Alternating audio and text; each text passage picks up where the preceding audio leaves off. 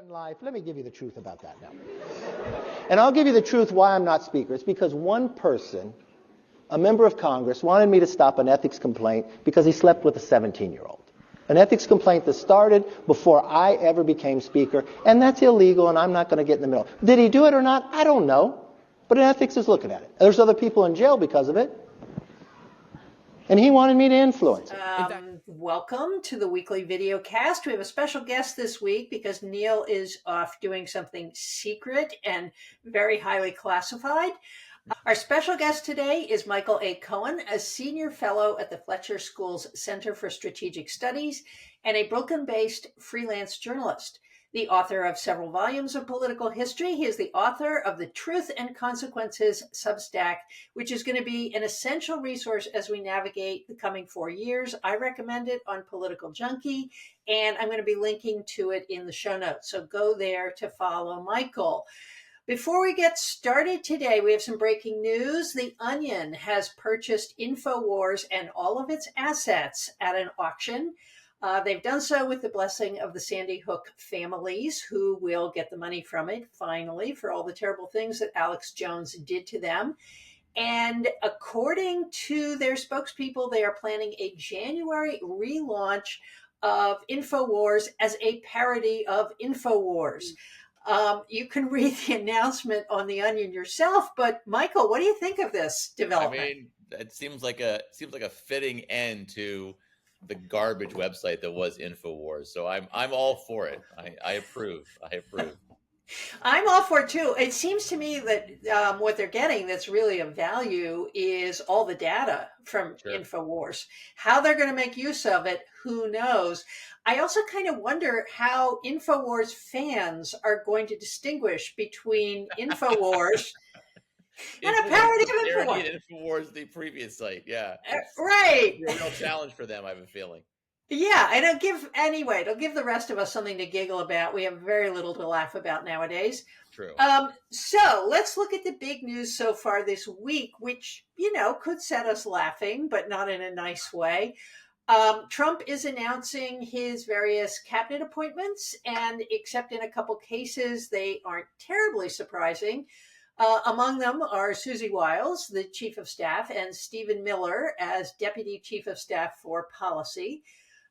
He announced the hawkish Marco Rubio as Secretary of State, Kristi Noem for Homeland Security, where she will theoretically be in charge of killing puppies and goats. And then there are the weird ones. Hide the dogs. Hide the cats. Hide the dogs. Were there any of those that really surprised you, Michael?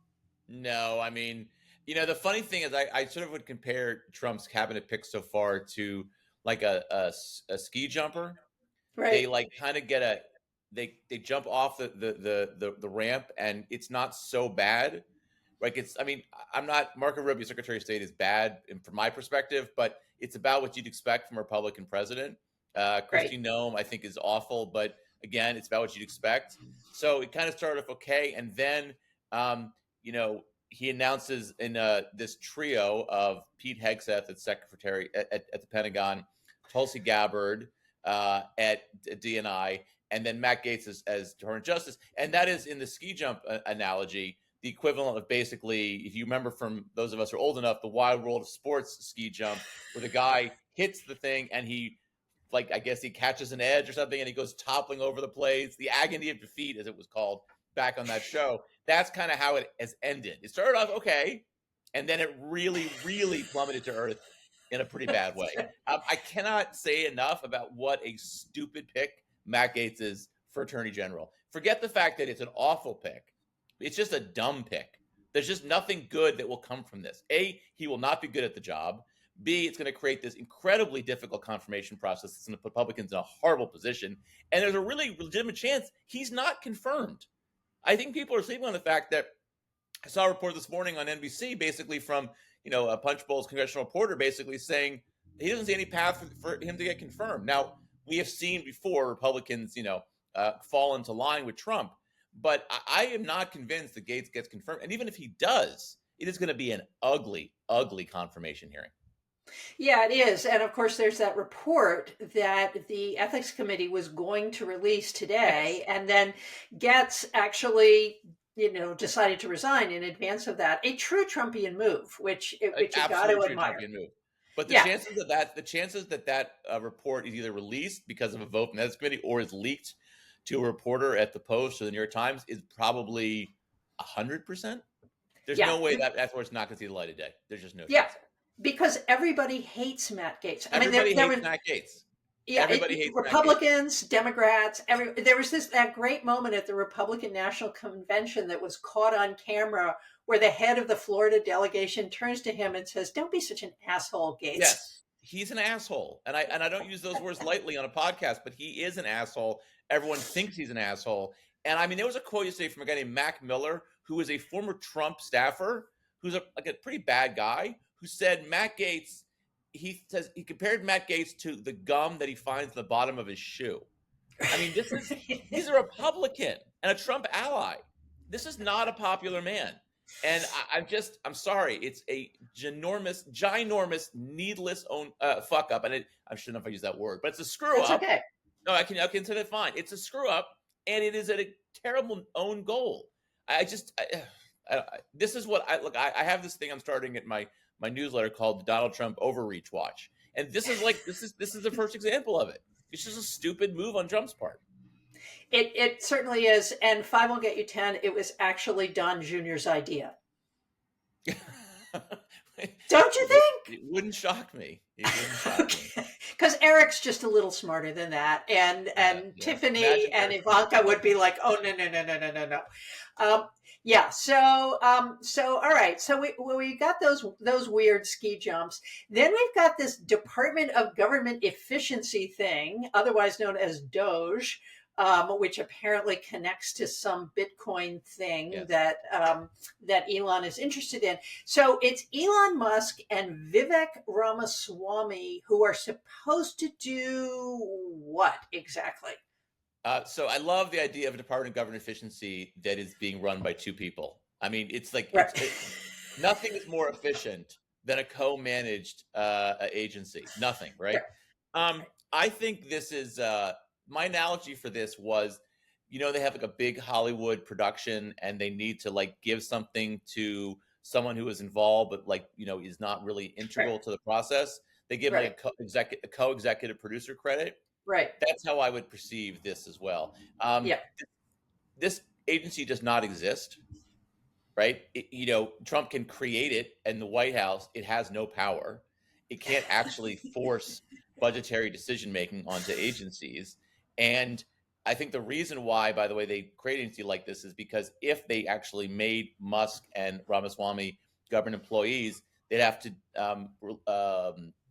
reveal their assets, but they'd also have to relinquish some of their assets in order to work in the government. So that's guess why they did this. I'm giving it about 3 months before Elon Musk completely wears out his welcome in Trump world, and from what I understand, that's already happening. So I don't take this very seriously. I don't think they're going to do very much with this thing. I think it's just a way to like give these two guys something to say. Look, they have some kind of influence, and they'll get to go to meetings and act like they're in charge, but I don't take it very seriously. I don't think it's going to amount to very much.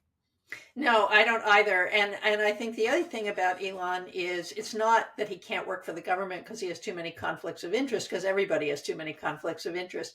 But I think there's another problem with Elon, which is he's constantly down a K-hole. And I am assuming that this is true because Kara Swisher says it nearly every week and he's never sued her for it. So I think actually probably Elon can't pass a drug test, which may still be in place. Yeah. That's also interesting. Yeah. So there's one person who's missing in action yet who is sitting at home waiting for his phone to ring, waiting for the date to the prom, and that's RFK Jr. What's up with that? That should have been an easy one, right? I don't know, man. Do you think he's going to get HHS? I mean, I don't know what they're going to do with him. That's what they keep saying, but you would think Department of Justice would have taken longer, and yet the Matt Gaetz card comes up right away. Yeah, but the Tulsi Gabbard thing, I mean... of all of the three nominees that I think are the most controversial, which is Hegseth, Gabbard, and Gates, I kind of think Gabbard's the one least likely to get confirmed. I mean, she is, and I'm not really exaggerating. She's a Russian asset. I mean, she is a pro-Putin, pro-Assad asset, and I can't imagine that even with our feckless Republican Congress, that they're going to be okay with her being in charge of national intelligence. I mean, one thing I will say is all three of these picks, the Hegseth and Gabbard and Gates, even if they're confirmed, they're not going to be good at their jobs. I mean, this is not going to go well. I mean, Gabbard is not qualified to be director of national intelligence.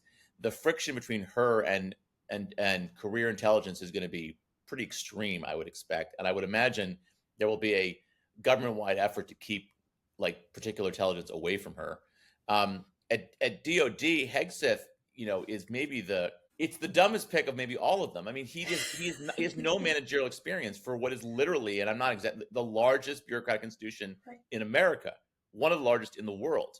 And the thing is, somebody could point to me today,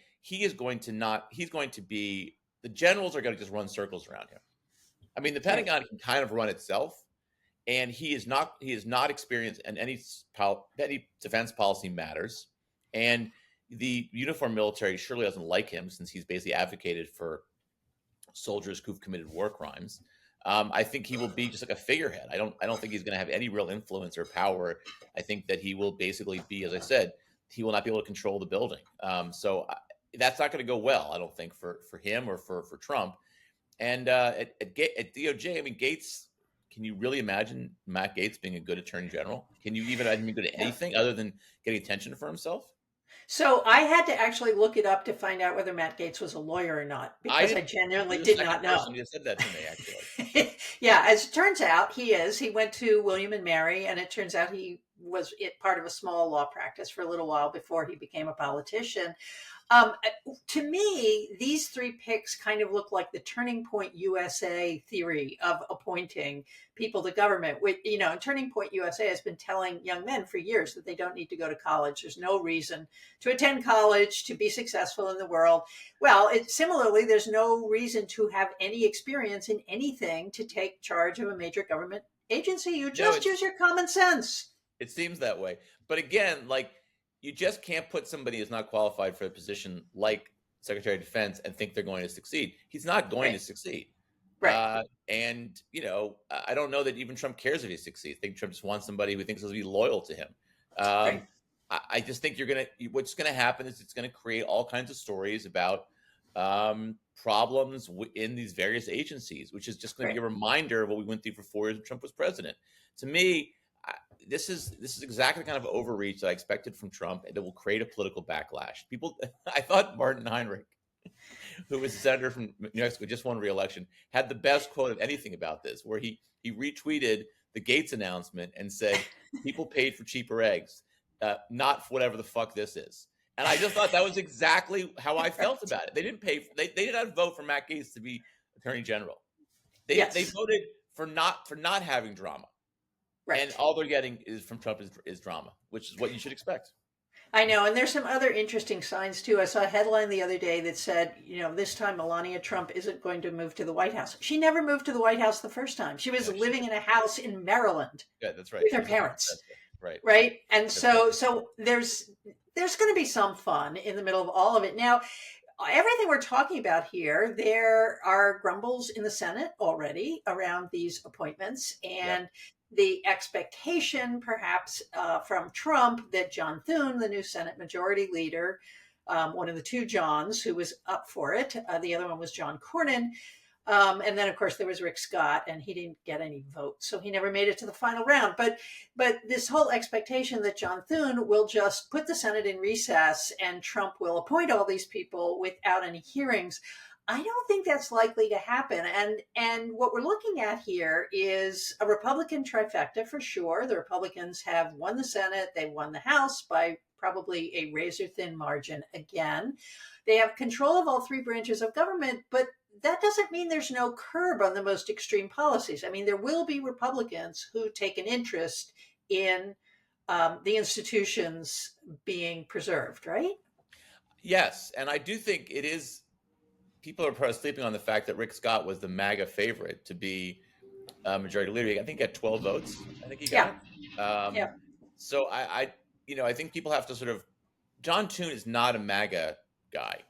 I mean, Right. I guess they're all in some way MAGA guys, but he's not what I think of as a MAGA guy. And look, the Senate will do Trump's bidding on a lot of different issues, but Trump is a lame duck. Okay, and Right. I don't. I think the assumption that they will basically bend their knee for everything Trump wants it might be overstated a little bit. Um, we'll see. I could be wrong. Maybe they'll go along with Gates, but I will say this: if they go along with Gates, it's going to be just an ugly hearing, and it's going to be an ugly situation for a lot of Republicans who have said negative things about Gates, twisting themselves into knots trying to justify a vote for him. I mean, Trump has put them in just an impossible position by nominating Gates. And we'll see what happens. I'm not as convinced that this is going to be like it was in 2017. I'm not as convinced of that. In part because Trump is a lame duck, and a lot of these members of the Senate have larger ambitions down the road, and surely one of those ambitions is to stay close to Trump. But I think some of them also there are also some of those I think who view themselves as a co-equal branch of government and don't want to be told what to do by the White House. Right. I think that's right. And in addition to underlining your point that Trump is a lame duck, and what we mean by that, viewers, is he can't run again. So his political career is cooked after all of this. And I would actually even add to that, which is choosing J.D. Vance as his vice president was kind of a mistake. I mean, I think he should have chosen somebody like Tom Cotton, who has viable presidential chops. Nobody likes JD Vance either, and I don't really see JD Vance taking over after a Trump term. He was remarkably unpopular during the campaign. Yeah, so what's the future of this? Would have been much more popular though, but you're right. Vance Right. is not held in high esteem by either people in Right. Ohio or around the country. Right. So one more thing about the Senate that I wanted to put on the table here. I have assumed that for all of the blustering and flustering that Mitch McConnell put into defending the filibuster, that the Republicans would tank the filibuster almost immediately in the new Senate term in 2025. What do you think about that, Michael? Not a chance. I have my theory on the filibuster. The only people who filibuster, people who love the filibuster the most are Republicans. Mm-hmm. Not because they can use it to block what Democrats want to do. They can use it to block what Republicans want to do. So, the House is always more extreme than the Senate. They're going to pass a lot of really bad, stupid laws that the Senate is not going to want to vote on. Mm-hmm. And the filibuster gives them a way to avoid doing that. So the House can pass a national abortion ban, and the Senate can say, well, we tried to pass it, but there was a filibuster. And so I think that, they benefit from the filibuster. They benefit from not having to make uncomfortable votes. Now, the one exception and the one place where I doubt my own theory is on immigration, is that, the first priority for Trump is to pass an immigration measure and a draconian immigration measure. And if they can get into the budget reconciliation process, then I don't know how they would do that, but that's what they're going to try to do. But if they can't, I don't know what's going to happen. And I could imagine perhaps spending the filibuster for that. But I'd even be surprised by that. I don't think it goes much further than that. I don't think Republicans have any desire whatsoever to get rid of the filibuster. And I think they also understand that, if they get rid of the filibuster and give Democrats the opening to do that, it's going to be bad for them down the road. But I think the bigger reason is it just protects them from more extremists in the House. That's really interesting, and I find that somewhat comforting. So let's turn our fire on the Democrats. There's been a lot of recrimination in the past week, and there's been a lot of guessing about what went wrong, because of course we have to know immediately, and why can't we know immediately what went wrong? And let's start the next campaign now. Michael, your Truth and Consequences Substack. The most recent post was the case for Democrats to do nothing. Can you make that argument for our viewers? Yeah, so it's pretty straightforward. It basically concludes. Well, I posed as a question, like, should the Democrats do nothing? I tried to answer that question, like, is the best case for Democrats to do nothing? And I think it kind of is, because the results of this election, look, this is in 2024, every incumbent party around the globe lost vote share. Literally every single one. You know the last time that happened, Claire? Never. No. It's never happened in the history of democracy. It's never happened. There's a crazy chart from FT. You can see it on I put it in the newsletter. They show, like, basically vote shares for incumbent parties, and there's like a line in the middle, and every single thing below it for 2024, every incumbent party is below the line. They all lost vote share. Actually, Democrats did better, were at the top of the vote share, even though they still lost vote share. So the conclusion, I think, is that this wasn't an election in which Democrats so much lost as in which they were beaten by forces outside of their control, right? So global incumbency, there was this wave of anti-global incumbency. Plus, you had a very unpopular incumbent president in Joe Biden, and usually when that happens, parties in power lose, which is what happened. And that's the best I think explanation for why Democrats did so poorly. But the second thing is that they didn't do as poorly as we think they did, right? I mean, Kamala Harris, it was a 6-point shift from 2020 to 2024.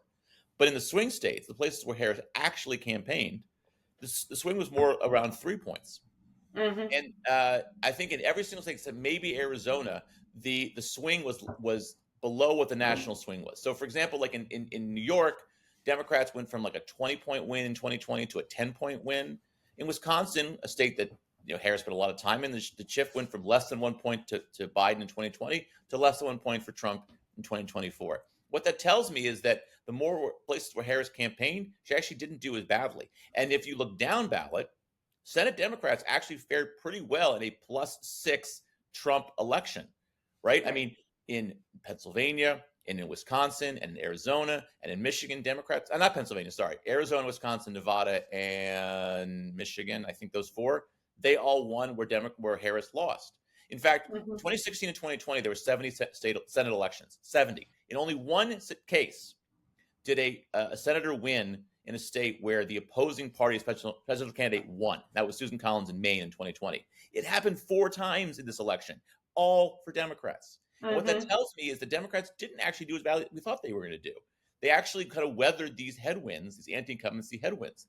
And so I don't see this election as a wave GOP election. It's a tepid GOP victory. It's probably more of a pro-Trump vote than anything else. Trump outran pretty much every single Republican Senate candidate.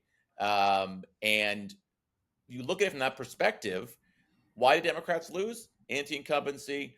Trump is very popular among Republicans. Down ballot, they didn't do so badly. And that tells me that there wasn't this huge anti-democratic party swing. It was more of an anti-incumbency swing that would have hurt either party that was in power, whether it was Republicans or Democrats. So from that perspective, I think Democrats should sort of look at this and say, we didn't do so badly as we thought we were going to do. And what is the most likely outcome for this for Trump's first 2 years in office? Well, let's go back and look at 2016.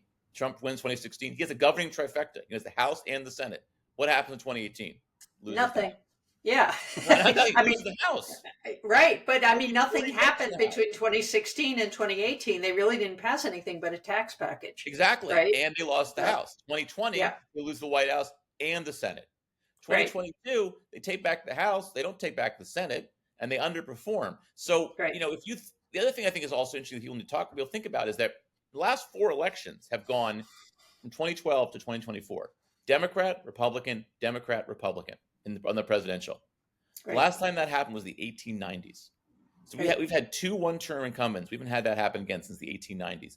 And that tells me that we have a very narrowly divided electorate, very polarized, and in which small shifts in voter sentiment can have huge national implications. It's what happened in 2016. It's what happened in 2024. It's what happened in 2020 to some extent. And if I were Democrats, I'd see what happens in 2026 and 2028. I don't think Democrats need to do anything very different than what they've done before, except to just sit back, have a nice Cabernet, get a good book, and wait for Trump to screw up, because he will. He already is. And when he screws up, the backlash will benefit Democrats. I know it's not the most appealing political position, but I think that's what Democrats probably need to do, should do. I don't think you need a dramatic shift in the party's orientation. I think you just need to wait for Trump to screw up and reap the benefits. Yeah. And in the meantime, viewers, look around you locally. If you need to help someone who lives next door or in your town or something like that. I mean, I think there's also a good case to be made that every single problem that seemed to dog the Biden administration in this round is now owned by the Trump administration. They've made a big deal about these things. Okay, let's see eggs come down in price, given the fact that all the chickens are dying of bird flu. But there's something else too. What are their two biggest policy agenda items? Mass deportation and tariffs. Right. Now, I don't know if they're going to do anything on tariffs. Mass deportation, I think, will happen. Both of those policies will create huge inflationary pressures. Right? Mass deportation will raise costs. It'll raise costs of food. It'll raise costs of construction, which will have an effect on housing. The ripple effects of deporting tons of undocumented cheap labor at a time of full employment, almost full employment, by the way, is going to create inflationary pressures, and that's going to create backlash to Trump. Same thing goes, I think, for they enact the tariffs. So, the more likely scenario is that the policies Trump wants to implement, which people didn't really vote for. I know people voted for Trump. I don't think they voted for mass deportation. If they get that, it will create political backlash, economic backlash, which I think will hurt Trump. And so, but look, it doesn't even matter so much. We live in a country in which people's public opinion changes overnight. In 2020, Democrats had a governing trifecta. People very quickly soured on the Biden administration. Same thing in 2016. Same thing in 2008 with Obama. I mean, this is how things tend to go in this country, as far as because we're so narrowly divided and we're so polarized. So my expectations will happen with Trump also, irrespective of what he does. The things he do, I think, will make it worse, make the backlash worse. But that backlash is almost inevitable with the kind of political situation we've been living in for the past 16 years or so. Yeah, I think that's absolutely right. And I think there's something that we should talk about another day, which is what is going on in the media environment in which Trump explicitly says certain kinds of things he's going to do. And people say, well, I didn't know he was going to do that. It's kind of like abortion, right? It's like all the people who were celebrating these 6-week bans, and they were like, well, but I didn't know women would die.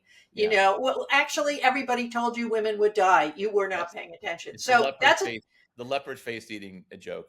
Exactly. Yes. Exactly. So that's a conversation for another day. I know you have to jump right on the 11:30 hour. So let's just shift briefly to what we'd like to go viral this week. Mine is an article that came out today in the New York Times, written by my colleague David Blight, called "Universities Like Yale Need a Reckoning." And it is an admission that universities have actually failed to address certain kinds of relationships in their communities, in the nation, that they have become targets for good reasons. And that universities need to start paying attention to public issues again. And of course, he elevates the pronoun we, that universities have actually created a situation or contributed to a situation in which there are outsiders and insiders, and paid very little attention to the outsiders. So that's what I would like to go viral this week. How about you, Michael? I've got, so I wanted to go viral with Disclaimer, the show on Apple TV, but I hated the last episode, so I can't recommend it. I'm sorry. I will recommend instead a book that I'm finishing up now by Jonathan Friedland called The Escape Artist. It came out last year. It is about one of 4 men who escaped from Auschwitz during the Holocaust. It is an extraordinary book. One of the best books I've ever read about the Holocaust, and an incredible story. I cannot recommend it enough. I have just been, it's just a phenomenal read, totally fascinating, and just a piece of history that I can't believe hasn't been talked about before. And I'll say one more thing, because those who follow me know that I'm a huge Detroit Lions fan. I've been a Detroit Lions fan for 45 years. This is the year. Get on the bandwagon, people. We're going to the Super Bowl. That's what needs to go viral. The Lions are going all the way. Well, I think we're going to have to get together a little bit in December, because the Eagles might, in fact, eat your lunch. You're an Eagles fan. I'm an Eagles fan. I will see you in the playoffs, Claire. Yeah, me and Saquon. Okay. Okay. You know what? We'll see what happens. All right. And with that, thanks so much, Michael Cohen. My pleasure, Claire. Great to be here. Bye-bye.